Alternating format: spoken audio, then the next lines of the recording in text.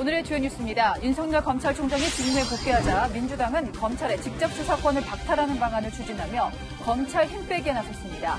또 검찰총장의 지휘권을 축소하는 방안도 검토하기로 했습니다. 민주당 일각에서 윤석열 검찰총장의 탄핵을 추진해야 한다는 주장이 잇따라 나왔습니다. 김두관 의원은 법원을 비판하면서 국회에서 탄핵안을 준비하겠다고 말했습니다.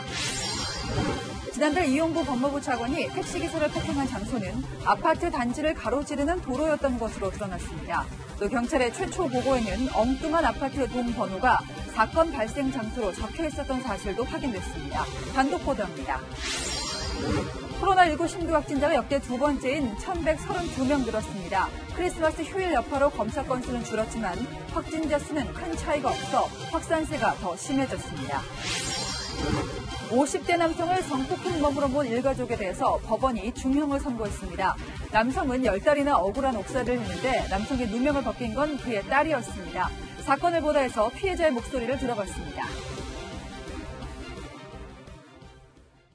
뉴스의 조수빈입니다. 윤석열 검찰총장이 크리스마스에 복귀했죠. 대통령도 법원 결정을 존중한다고 했지만 그렇다고 민주당이 검찰 힘 빼기를 멈추지는 않을 태세입니다. 특위를 가동해서 이미 줄이기로 한 검찰 수사권 완전히 떼내기로 했는데 고친 법을 시행하기도 전에 또 고칠 생각부터 하냐 야당은 비판했습니다. 검찰총장 지휘권은 더 분산하고 검사 임용 방식에도 손을 댈 것으로 보입니다. 자, 물론 민주당에서는 윤석열 총장 탄핵까지 거론하고 있습니다만 현실적으로 쉽지는 않을 텐데요. 이 사안은 잠시 후에 전해드리고요. 하지만 수사권 분리 같은 문제는 얘기가 다릅니다. 거대 의석수를 앞세운다면 법을 통과시켜서 검찰의 힘을 뺄 수 있습니다. 먼저 이현수 기자입니다. 더불어민주당은 윤석열 검찰총장이 직무에 복귀한 이후 검찰개혁의 고삐를 다시 조이고 있습니다. 민주당의 검찰개혁 시즌2 핵심은 검찰의 수사권과 기소권의 완전한 분리입니다. 지난 1월 검경수사권 조정 법안 통과로 내년부터 검찰은 6대 범죄에 대해서만 직접 수사가 가능한데 이 수사권마저 모두 떼내겠다는 겁니다. 궁극적으로 수사 기소를 완전히 분리해서 검찰을 이제 기소청으로 기소와 사법 통제를 중심으로 한 원래 검찰의 모습으로 돌리는 경찰 출신 황운하 의원도 SNS에 검찰의 수사권을 그대로 드러내 가칭 국가수사청 업무로 이관해야 한다고 주장했습니다. 검찰 조직 내에 기소부를 만들어 단계적으로 수사권을 분리하자는 주장도 나옵니다. 김수현 원내대표께서 기소부를 검찰에 따로 두자는 말씀을 하셨는데 이런 의미가 있나요? 그런 부분들도 검찰개혁 TF에서 논의를 해나갈 것으로 봅니다. 궁극적으로 검찰의 수사권과 기소권을 분리해 검찰의 기소권만을 남기는 법 개정을 추진하겠다는 겁니다. 이 밖에도 전국지검과 검사에 대한 검찰총장의 수사 지휘권을 축소하는 방안과 검사 임용 방식을 개편해 특정 출신의 쏠림 현상을 막는 방안 등도 검찰개혁 특위에서 논의될 것으로 보입니다. 이에 국민의힘은 검경수사권 조정안이 아직 시행도 안 됐는데 고칠 생각부터 한다면서 법을 통치의 수단으로 접근해선 안 된다고 비판했습니다. 채널A 뉴스 이현수입니다. 그렇다면 김두관 의원이 포문을 열고 황운하 의원이 거둔 윤석열 총장 탄핵안은 어떨까요? 친문 지지자를 중심으로 나오는 요구지만 검찰총장 탄핵은 의석수만 갖고는 밀어붙이기가 어려운 부분이 있습니다. 왜 그런지는 안보경 기자가 설명해드리겠습니다. 더불어민주당 내에서 윤석열 검찰총장을 탄핵시켜야 한다는 주장이 제기됐습니다. 김두관 민주당 의원은 SNS에 윤 총장 탄핵안을 준비하겠다며 검찰과 법원이 장악한 정치를 국회로 가져오겠다고 말했습니다. 황운하 민주당 의원 역시 국회가 탄핵 소추를 하고 헌법재판소 결정을 기다려보는 게 불가피한 상황이 올 수 있다고 주장했습니다. 이와 관련해 민주당 핵심 관계자는 윤 총장 탄핵 주장은 개인 의견이라고 선을 그으면서도 지지층의 반발이 커서 그런 주장이 나올 수밖에 없지 않겠냐고 말했습니다. 청와대 청원 게시판에도 민주당이 윤 총장을 탄핵하라는 글이 올라왔습니다. 어제 올라온 이 글에는 현재 5만 명 이상이 동의 의사를 밝혔습니다. 검찰총장 탄핵소추안은 재적의원 3분의 1 이상의 발의와 과반수 찬성으로 의결이 가능한데 174석을 가진 민주당은 다른 당 도움 없이 단독으로 윤 총장 탄핵소추안을 의결할 수 있습니다. 문제는 헌법재판소의 판단입니다. 최종 간문인 헌법재판소가 탄핵 심판을 인용하면 윤 총장 탄핵은 가능하지만 기각될 가능성을 배제할 수 없는 데다가 탄핵 추진에 대한 여론의 역풍을 우려해 실제 추진 가능성은 떨어진다는 분석이 나옵니다. 국민의힘은 여당이 탄핵 운운한다는 것은 억지 궤변이고 어불성설이라고 비판했습니다. 국회 부의장을 지낸 이석현 민주당 전 의원도 윤 총장 탄핵을 주장하는 여당 중진들이 있는데 좋은 전략이 아니라고 지적했습니다. 채널A 뉴스 안보겸입니다.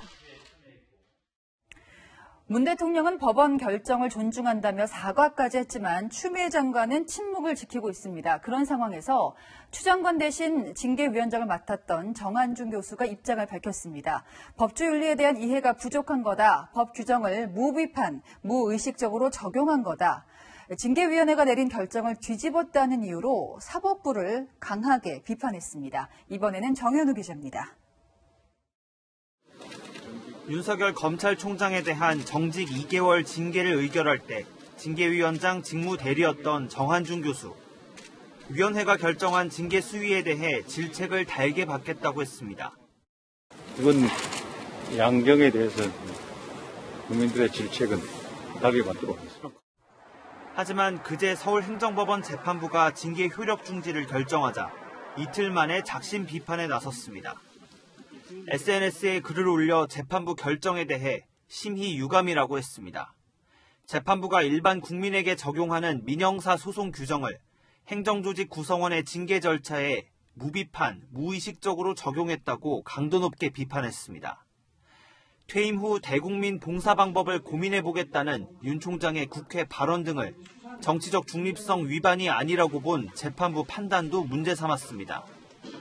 부적절한 행동뿐 아니라 의심받는 행위도 하지 말라는 게 법조윤리의 기본이라며 재판부의 법조윤리 이해가 부족하다고 한 겁니다. 징계위원 기피신청 처리 과정에서 의결 정족수 미달을 절차상 문제로 지적한 재판부의 판단에 대해서도 징계위는 검사징계법에 따랐다는 취지로 반박했습니다. 채널A 뉴스 정현우입니다. 윤석열 검찰총장은 휴일인데도 이틀째 출근을 하고 있습니다. 여권이 반대하는 원전 수사 진행 상황을 챙겼다는 얘기가 전해집니다. 한편으로는 내년 시행되는 검경 수사권 조정도 차질 없이 하라는 지시가 나왔습니다. 수사든 검찰개혁이든 할 건 하겠다는 건데 어떤 의중일까요? 구자중 기자입니다. 윤석열 검찰총장은 오늘도 대검찰청으로 출근했습니다. 휴일인데도 어제에 이어 이틀 연속 출근한 겁니다. 윤 총장은 조남관 대검차장 등에게 월성원전 경제성 평가 조작 의혹 수사 등 주요 사건 수사 상황도 보고받았습니다. 전국 일선검찰청에 검찰총장 명의의 지시도 내렸습니다.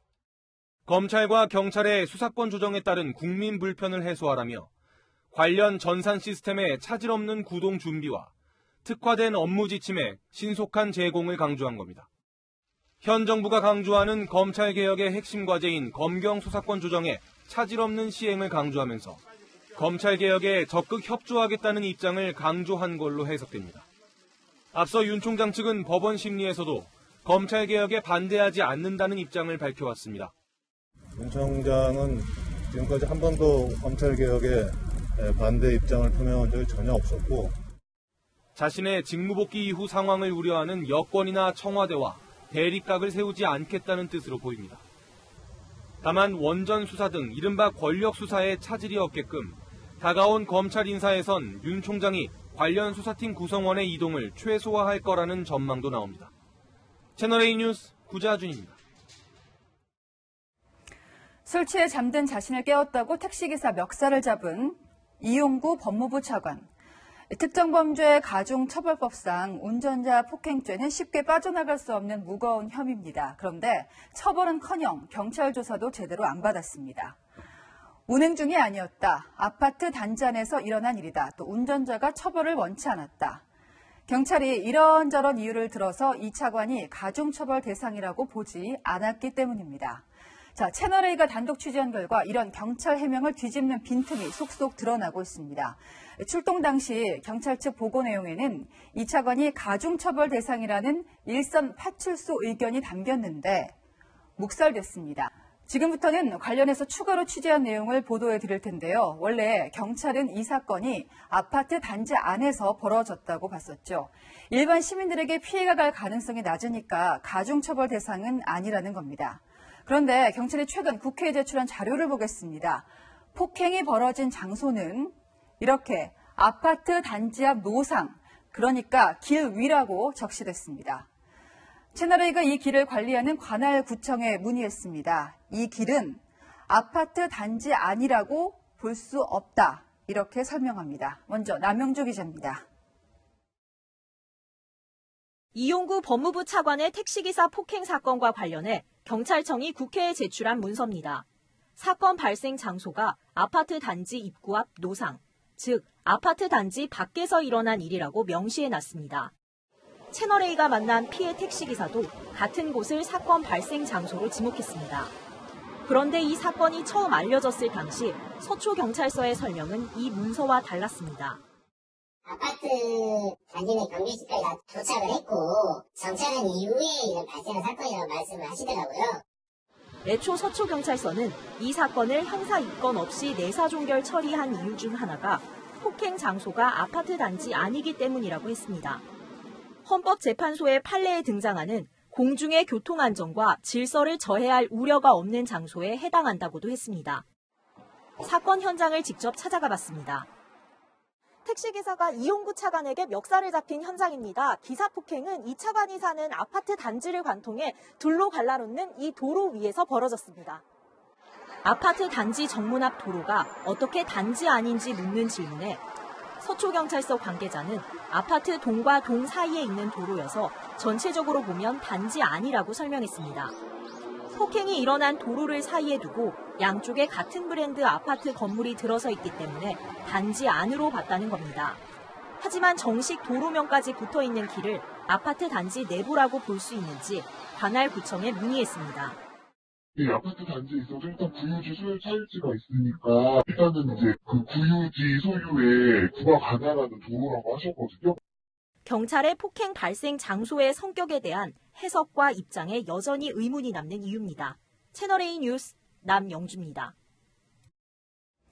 경찰은 사건을 처음 보고할 때도 허술했습니다. 파출소 측의 최초 보고에서는 애초에 엉뚱한 아파트 동 번호가 쓰여 있었던 겁니다. 자, 이렇게 정확하지도 않은 정보로 사건 조사에 기초 자료를 만들고요. 내사 종료라는 결론을 낸 셈인데 채널A가 직접 현장을 가봤더니 여기는 아예 차가 들어갈 수도 없는 장소였습니다. 장하영 기자입니다.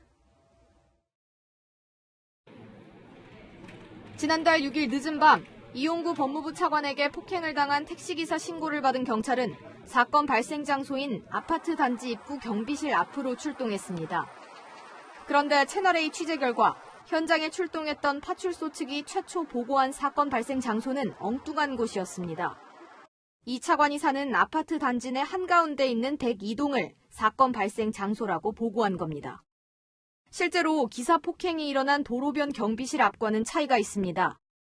파출소의 이 보고는 경찰서로 전달됐고 사흘 뒤인 지난달 9일 이뤄진 택시기사 피해자 조사에서 기초 자료로 사용됐습니다.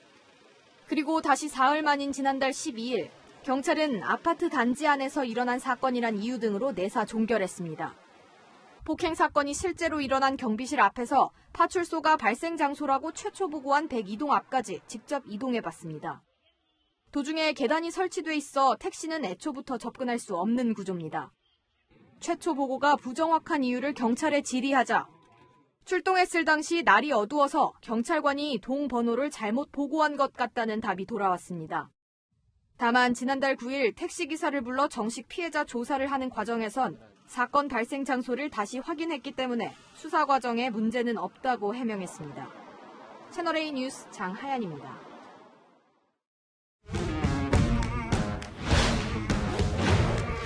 여렁여렁 시작합니다. 이민찬 기자가 나왔고요. 첫 번째 주제는요.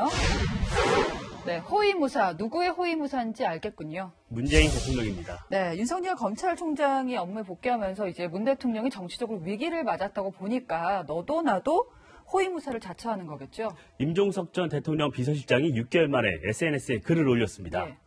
대통령께서 외롭지 않도록 할 일을 찾겠다며 정계에 복귀 가능성을 시사했는데요. 김두관 민주당 의원은 검찰을 개혁하지 않고는 대통령의 안전도 보장할 수 없다고 했습니다. 자, 그런데 검찰개혁에 총대를 맸던 건 추미애 장관이잖아요. 네, 그렇죠. 이 추 장관을 보는 시선은 좀 달랐어요. 그렇습니다. 추 장관은 윤 총장과의 갈등 전에도 아들 군 휴가 특혜 의혹 등이 논란이 됐었는데요. 그때마다 여당 의원들은 추 장관을 적극 옹호했습니다. 소설을 쓰시 질문도 질문 같은 질문을 하세요. 김 의원님은 뭐하는 분야예요? 여기서 법무부 직원입니까? 법무부 직원 아니 장관 비서실장이에요? 국회의원입니다. 추미애 장관 비서실장입니까? 검찰총장 직무대리까지 나서서 법무부 장관을 향해 검사의 마음을 얻어라, 한 발 물러나달라 라고 하고 있습니다. 검사들의 이런 선택적 정이 눈물겹습니다. 이들 의원들은 이번에는 사법부와 검찰을 비판할 뿐 추 장관 관련 언급은 자제하고 있죠. 오히려 민주당 일각에선 내년 4월 보궐선거 영향 등을 우려해 추미애 장관 교체가 불가피하다는 주장까지 나오고 있습니다. 네. 조국 사태 때 적극적으로 목소리를 냈던 유시민 이사장도 강력한 부동산 대책만 주문할 뿐 윤 총장 직무 복귀나 정경심 교수 구속 등에는 침묵했습니다. 그러니까 유 이사장이 뭐라도 한 소리 할 줄 알았는데 갑자기 부동산 얘기를 해서 유시민 이사장은 과연 어디에 살고 있을까 좀 궁금해하는 댓글도 많더라고요. 네. 예. 다음 주제 보겠습니다. 누구를 위한 모금인가? 지금 정경심 교수 변호사 비용을 모금하자 이런 얘기가 나오고 있어요. 한 온라인 게시판에 글이 올라왔는데요. 항소심을 준비하는 정 교수를 위해 1인당 1,000원씩 1,000만 명을 모아서 100억 원을 준비하자는 겁니다. 예. 이 돈으로 100명의 변호인단을 꾸려서 정 교수의 무죄를 이끌어내자는 주장입니다. 변호인단 꾸리는데 100억이나 드나요? 구체적인 모금 계획은요? 정경심 교수 탄원서 쓰기 운동을 주도했던 목사라고 자신을 소개했는데요. 교회로 등록돼 있어 개인에게 모금을 해도 기부금법에 걸리지 않는다면서 자신이 총대를 매겠다고 했습니다. 네, 총대를 매서 돈을 받겠다. 네. 지지자들 반응은 어떻습니까? 한 온라인 사이트를 보면요. 독립운동은 못해도 조국은 지킨다. 촛불 드는 심정으로 참여한다. 100명분 기꺼이 내겠다. 이런 글들과 함께 참여 의사를 밝히고 있습니다. 다른 한편에선 후원금은 잘못 모금했다가 꼬투리를 잡힐 수 있다며 우려도 나타냈습니다. 근데 그 조국 백서 만들 때도 네. 후원금을 모금했었잖아요. 맞습니다. 이 돈을 두고도 논란이 있었지 않습니까? 지난 1월인데요. 조 전 장관 지지자들은 조국 사퇴를 기록하겠다며 백서 추진위를 꾸리고 모금에 나섰습니다. 네. 나흘 만에 3억 원이 모였는데요. 추진위 측은 후원자들에게 책 8,400부를 발송했고 나머지 1억 원 정도는 소송에 대비하겠다고 하면서도 영수증 등을 공개하진 않고 있습니다. 진중권 전 교수는 조국 흑서를 발간하는데 500만 원밖에 들지 않았다며 후원금 유용 의혹을 제기하기도 했는데요. 네. 후원은 자유겠지만 지지자들의 분노를 이용하는 또 다른 의도는 아닌지 따져봐야겠습니다. 오늘의 열왕야락은 투명하게로 정해봤습니다. 네, 지금까지 열왕야랑이었습니다.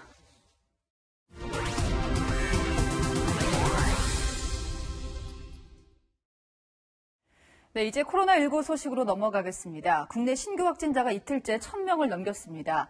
특히 집단 감염이 쏟아지고 있는 서울 동부구치소가 심각합니다. 이번에 음성 나온 일부 수감자들을 더 안전하라고 다른 시설로 옮겼더니 뒤늦게 확진 판정받는 일이 생겼습니다. 김단비 기자입니다. 코로나19 검사 건수는 성탄절 연휴 영향으로 전날보다 2만 7천 건가량 줄었지만 신규 확진자 수는 최다 확진자를 기록한 전날과 별 차이가 없었습니다.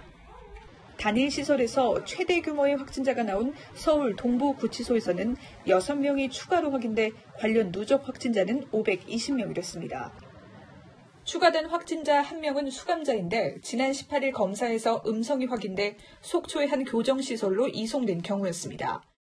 구치소 측은 수용 밀도를 낮추기 위해 지난 20일부터 음성이 나온 수감자를 다른 교정시설로 분산시키고 있는데 뒤늦게 확진 판정을 받은 겁니다.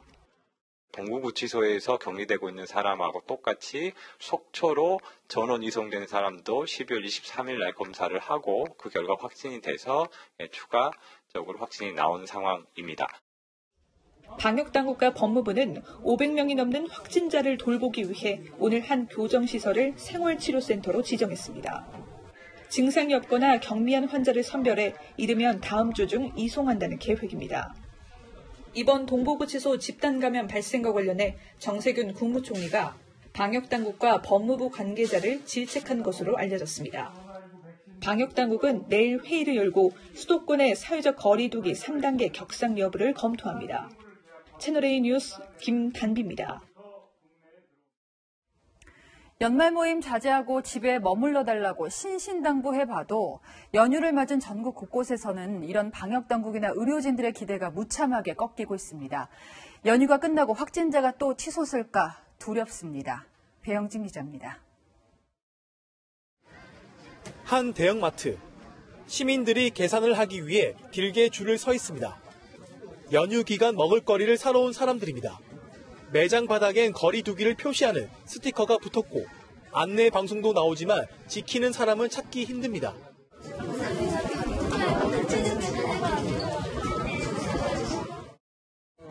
사람들이 너무 많다 보니까 좀 복잡했어요. 안 지켜지는 사람도 많은 것 같았어요. 그래서 좀 많이 보기 불편하더라고요. 해수욕장 인근 주차장. 빈 공간을 찾을 수 없을 정도로 차량들이 가득합니다. 해변에는 사람들이 다닥다닥 붙어 사진 찍기에 여념이 없습니다. 2달 정도는 거의 없을 텐데 24일부터 이렇게 많이 있어가지고 이렇게. 근교 아울렛에도 가족과 연인 단위로 쇼핑을 나온 사람들 발길이 이어졌습니다. 안 부딪히겠네.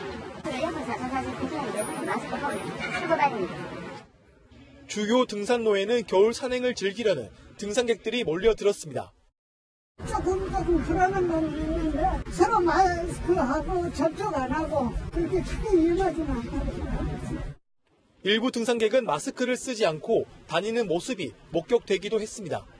연말 연휴를 맞아 곳곳에 인파가 몰리면서 집단 감염 확산에 대한 우려가 커지고 있습니다. 채널A 뉴스 배영진입니다. 3차 재난지원금은 내년 1월 중에 지급될 가능성이 큰데요. 특히 소상공인에게는 임대료 지원 명목으로 더 많이, 더 넓게 지원하기로 했습니다. 특히 임대료는 실제로 내고 있든 아니든 묻지 않고 줍니다. 제때 빠르게 지원금을 주는 게 그만큼 중요하다는 거겠죠. 박정석 기자입니다. 내년 1월 지급을 목표로 당정이 조율 중인 3차 재난지원금은 재난지원금과 임대료를 같이 지원하는 패키지 형식이 유력합니다. 임대인, 임차인 구분 없이 피해를 입은 소상공인들에게 재난지원금에 임대료 명목에 돈을 얹어서 주는 방식입니다. 임대료 명목으로 지급되는 지원금을 반드시 임대료로 써야 하는 강제성도 두지 않기로 했습니다. 민주당 관계자는 목적을 한정하면 증빙 지급 방식 등이 복잡해진다면서 신속하게 지원하는 것이 중요하다고 강조했습니다. 액수는 영업금지 업종, 9시 이후 영업 제한 업종 등에 따라 차등 지급할 방침입니다. 임대료 명목의 지원금이 더해지면서 소상공인들은 2차 때보다 더 많은 재난지원금을 받게 될 전망입니다. 병상 확보에 협력한 병원에 대해서는 경영지원금 지급이 검토되고 있습니다. 병원의 경영 지원은 이번 연초부터 집행하게 될 긴급 재난 피해 지원금 속에 포함되어 있는 것으로 알고 있습니다. 지원금 총액은 내년도 예산안에 편성된 3조 원에 예비비 1조 원을 추가해 4조 원대가 될 것으로 보입니다. 정부는 이르면 다음 주 초 구체적인 지원금 규모와 지급 범위를 발표할 예정입니다. 채널A 뉴스 박정서입니다. 1년을 끌어온 코로나19 사태가 또 한 번 변곡점을 맞고 있습니다. 감염률이 확 올라간 변이 바이러스가 등장했기 때문입니다. 영국에 이어서 우리 바로 옆 일본까지 덮쳤습니다. 백신도 치료제도 없는 상황에서 이 변이된 코로나19가 상륙한다면 지금보다 상황은 더 심각해질 수밖에 없습니다. 도쿄 김범석 특파원입니다. 변이 감염자들은 영국에서 입국한 사람들과 가족이었습니다. 지난주 도쿄 하네다 공항에 도착한 10대, 60대와 지난달 21일 오사카 간사이 공항을 통해 입국한 40대 2명, 10살 미만 어린이입니다. 16일 귀국한 30대에게서도 뒤늦게 변이가 확인됐는데 가족 1명에게도 전파됐습니다. 권태감을 호소하는 60대 외에는 아직 특별한 증상이 없는 것으로 알려졌습니다. 일본 언론들은 전파력이 강한 변이 바이러스가 영국에서 9월에 처음 확인된 만큼 일본 내 감염이 이미 퍼졌을 가능성도 배제할 수 없다고 지적합니다. こういうような変異株の感染者の方々がおられるということは十分に想定はされることだと。早く解析をお願いをして。 내년 올림픽 준비를 위해 해외 방문객을 받아들였던 일본 정부는 다시 빗장을 잠그기 시작했습니다. さらに南アフリカに滞在歴のある外国人についても英国と同様に入国拒否の対象にすることを決定いたしました. 앞서 홍콩과 싱가포르에서도 변이에 감염된 영국 유학생들이 입국했습니다. 우리 정부는 런던에서 들어오는 직항 노선을 이달 말까지 중단하고 변이 발생이 보고된 남아공에서 지난 10월 이후 입국한 확진자 7명에 대해서도 정밀 검사하기로 했습니다. 검체를 확보하여 현재 전장 유전체 분석을 진행하여 변이 여부를 확인할 계획에 있습니다. 다른 곳을 경유하는 영국발 입국자에 대해서는 발열 기준 등을 강화하기로 했습니다. 도쿄에서 채널A 뉴스 김범석입니다. 베이징에는 이렇게 긴 줄이 섰습니다. 본토에서 코로나19 감염자가 안 나온다 중국에 큰 소리를 쳐왔는데 하필 우리 한인들이 사는 동네에서 확진자가 나왔다면서 해당 지역 주민들 모두 검사받으라고 통지한 겁니다. 특정 감염 매개체를 지목한 것도 눈에 띕니다. 냉동식품, 그것도 수입산을 통해서 전염된 거라고 주장합니다. 자, 어디까지 맞는지는 지켜봐야겠습니다만 중국에서 코로나19 사태가 아직 끝난 게 아니라는 것만은 분명합니다. 성혜란 특파원입니다. 시장 입구에서 건강 상태를 체크하는 QR코드와 함께 회원 여부도 확인합니다. 要注册吗?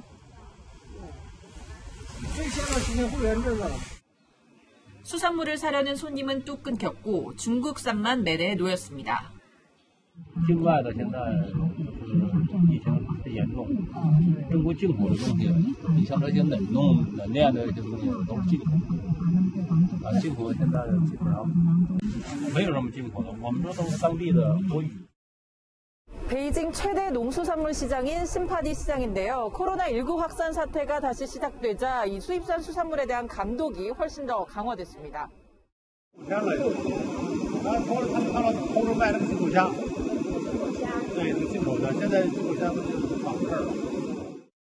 다리엔에선 냉동식품 하역 작업자를 중심으로 지금까지 40명 넘게 감염됐고 베이징에서도 냉동식품 종사자들을 대상으로 한 핵상검사에서 감염 사례들이 나오고 있습니다. 수입된 식품이나 포장지가 감염 매개체일 수 있다는 주장도 이어졌습니다. 现在原来人传人，现在呢应该很注意一个新的课题，什么环境传染。 냉동 창고를 아예 폐쇄한 시장도 있습니다. 일반 마트에도 원산지와 검사 결과를 확인할 수 있는 QR코드가 수입 냉동식품에 부착됐습니다. 上面也经过核酸，只要有二维码的都是经过核酸的，看到没有核酸的话就进口超市，现在不是。 포장지를 통한 전파 가능성은 낮다는 게 WHO의 일관된 조사 결과입니다. 일각에선 코로나19 발원지로 지목된 중국이 수입 냉동식품 탓으로 돌리려는 포석이라고 지적합니다. 베이징에서 채널A 뉴스 성혜란입니다.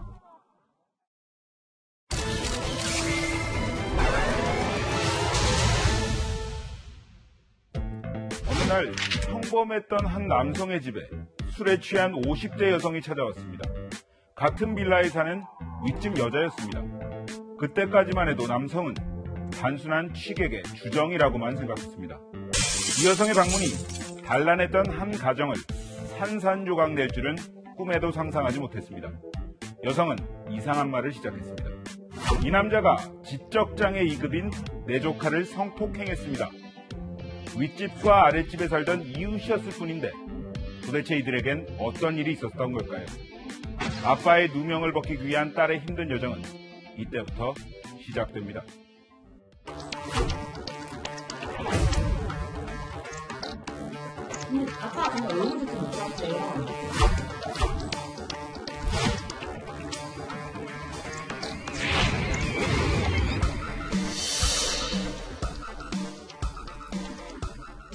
네, 성폭행범으로 지목된 아버지 결국은 억울한 옥살이를 했습니다. 근데 범인이 따로 있었죠? 네, 2015년 12월 전남 곡성에서 있었던 일입니다. 장애인 성폭행범으로 몰린 50대 김모 씨는요, 이듬해 구속이 됐고 1심 재판에서 징역 6년을 선고받았습니다. 성폭행했냐 안 했다. 나는 얼굴도 모른다. 피해자 진술만 믿고 저를 빨리 범죄로 만들어가지고 구속시키는 데 집중했지. 그 이면은 한 번도 들여다보지 않았죠. 네, 그런데 알고 보니 당시 18살이었던 지적장애 2급 여성 정모 씨를 성폭행한 진범은 다름 아닌 고모부였습니다. 2013년 아버지가 사망하고 어머니가 보호시설에 맡겨진 뒤에 친언니와 함께 고모집에서 살았는데요. 40대인 고모부가 10대 조카를 상대로 추악한 범행을 저질렀던 겁니다. 그런데 이 사실을 알게 된 고모는 남편을 질책하는 대신 다른 사람에게 성폭행 혐의를 뒤집어 씌우려는 계획을 세웁니다. 인근 휴게소에서 큰 사업을 하면서 고급 승용차를 타고 다니던 김 씨가 그 범행 대상이 됐습니다. 결국 김 씨는 304일 동안 억울한 옥살이를 했습니다. 네, 진범이 그럼 고모부라는 사실은 어떻게 밝혀진 건가요? 네, 수사기관이 아닌 김 씨의 둘째 딸에 의해서 밝혀졌습니다. 아버지의 무죄를 입증하기 위해서 사방팔방 뛰어다녔는데요.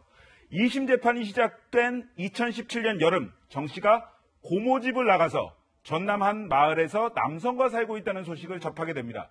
같은 해 9월 13일 수소문 끝에 정 씨 그리고 정 씨와 함께 사는 남성과 만났습니다. 네. 김 씨의 2심 선고가 있기 딱 2주 전이었는데요. 정 씨는 고모가 김 씨에게 성폭행을 당했다고 말하라고 시켰다면서 안 그러면 센터를 보내거나 감옥에 집어넣겠다고 협박을 했다 이렇게 털어놨습니다. 근데 이 진술을 수사기관이 받아야 되는데 딸이 한 거예요. 딸이 받은 거예요. 네, 맞습니다. 이게 문제입니다. 마음고생에 이 딸 유산까지 했다고 합니다. 9월 이제 아빠 보석되기 2주일 전에 이제 병원에 갔는데 이제 임신이었는데 심정지 상태라고 하더라고요. 그때 바로 수술을 했죠. 아이가 몇 주 정도? 5개월이요. 네, 경찰에게도 기회는 있었습니다. 그러니까 정 씨가 경찰 조사에서 집에서 3번, 모텔에서 2번 성폭행을 당했다고 주장을 했는데 모텔 CCTV만 제대로 빨리 확인을 했었다면 진범을 잡을 수도 있었다는 얘기입니다. 3개월 지난 시점에 CCTV를 확인을 해야겠다는 생각은 전혀 하지 않았고 이미 삭제가 됐을 거라고 당연히 생각을 했었고요. 혹시나 하는 마음에 모텔 업주나 CCTV가 저장 기간이 얼마나 되냐? 라고 물어보니까 일주일이라고 답변을 그때 받았었습니다.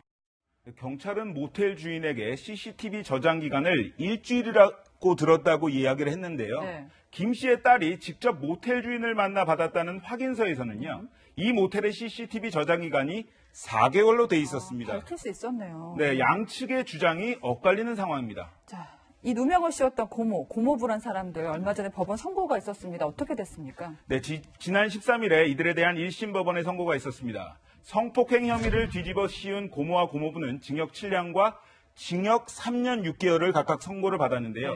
사건을 조작하고 기획한 중심에 고모가 있다고 보고 가장 강력한 처벌을 내린 겁니다. 무고 교사, 강요, 특수강요, 협박, 모해, 위증, 명예훼손, 장애인 복지법 위반까지 인정됐습니다. 또 허위 진술을 한 정 씨에 대해서도 법원은 징역 8개월에 집행유예 2년을 선고했습니다. 자, 누명 쓰신 분 국가를 상대로 손해배상 소송을 진행하고 있다고요? 네, 맞습니다. 2019년 1월 무죄를 선고받은 뒤에 304일 구금에 대한 형사보상금 1억 원은 받았습니다. 하지만 김 씨 측은 제대로 된 사과를 받고 싶다면서 지난해 4월에 국가를 상대로 손해배상 소송을 제기했는데요. 자신이 하지도 않은 일 때문에 성폭행 범죄자가 되고 그 누명을 스스로 벗어야 했던 이번 사건을 취재하면서 살인범으로 지목돼서 20년간 억울한 옥살이를 했던 이춘재 연쇄살인 8차 사건의 보급자 윤석여 씨가 떠올랐습니다. 윤석여 씨. 더는 국가가 지켜주지 못하는 억울한 피해자가 발생하는 일은 없어야겠습니다. 경찰은 하는 말이 처음부터 끝까지 매번 그래요. 고의적으로 한 게 아닙니다. 검찰은 유감이다. 하지만 판단은 법원이 했다. 법원은 유감이다. 자, 선고가 다음 달 15일이죠. 조금이라도 좀 억울함이 풀렸으면 좋겠습니다. 사건을 보다 최석호 기자였습니다. 네, 엘비스 프레슬리가 살았던 조용한 동네죠. 미국 내슈빌에 성탄절 차량 폭탄 테러 사건이 터졌습니다. 현장에서 시신도 나왔는데 피해자인지 범인인지는 분명하지 않습니다. 워싱턴 김정원 특파원입니다. 미국 컨트리 음악의 본고장 내슈빌 시내 한복판에서 굉음과 함께 차량이 폭발합니다. 15분 전쯤 사고 현장에는 경고의 목소리가 흘러나왔습니다.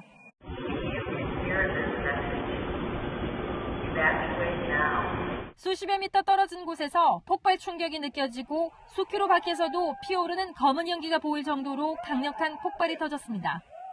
성탄절 아침 6시 반쯤입니다. 앞서 새벽 1시 20분쯤 CCTV에 해당 차량이 주차하는 모습이 포착됐습니다.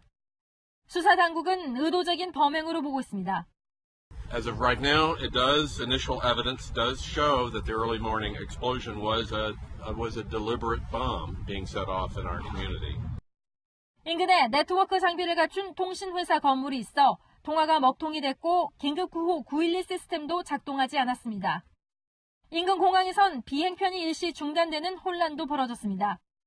주변에 있던 3명이 경상을 입어 병원으로 옮겨졌고 차량 인근에서 시신 일부가 발견된 것으로 알려져 당국이 수사에 착수했습니다.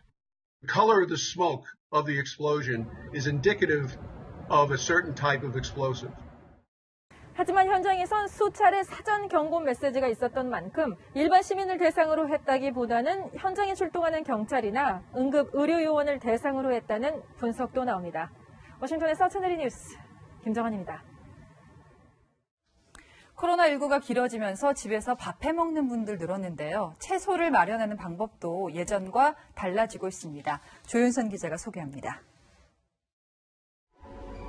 지하철역 대합실 한켠에 수천 개의 화분이 놓여 있습니다. 무농약 쌈채소를 키우는 스마트팜입니다. 이곳은 햇볕이 없어도 식물이 잘 자랄 수 있도록 첨단 정보통신 기술로 최적화된 온도, 습도, 빛을 유지합니다. 이제는 일반 가정에서도 이런 IT 기술을 활용해 식물을 키울 수 있습니다. 기기 속에 작은 쌈 모종을 심은 뒤 받침대를 들어 물을 가득 부어줍니다. 햇볕 역할을 하는 LED 조명이 자동으로 아침에 켜지고 저녁엔 꺼집니다. 한 달은 저희가 식물 공장에서 무균의 스마트팜에서 재배를 해서 고객은 이제 2달 동안 식물을 키우면서 그리고 또 수확해서 드실 수도 있게끔 그 주기를 딱 만들어놨습니다. 수면에 도움을 주거나 면역력을 높여주는 등 이 원하는 특징에 따라 채소 패키지를 선택하면 이 재배기한에 2-3 종류의 채소를 이렇게 심을 수 있는데요. 코로나19 영향으로 판매량이 지난해 대비 2배 가까이 늘었습니다. SNS에는 채소를 키우는 모습을 공유하는 영상이 넘쳐납니다. 많이 자랐죠. 상추를 몇 번 뜯어먹었는데 많이 자랐어요. 너무 신기해요. 반려동물처럼 키우는 채소라는 의미로 반려채소라고 부르기도 합니다. 한 온라인 쇼핑몰에선 최근 한 달 식물 모종 판매량이 전년 대비 157%나 늘었습니다.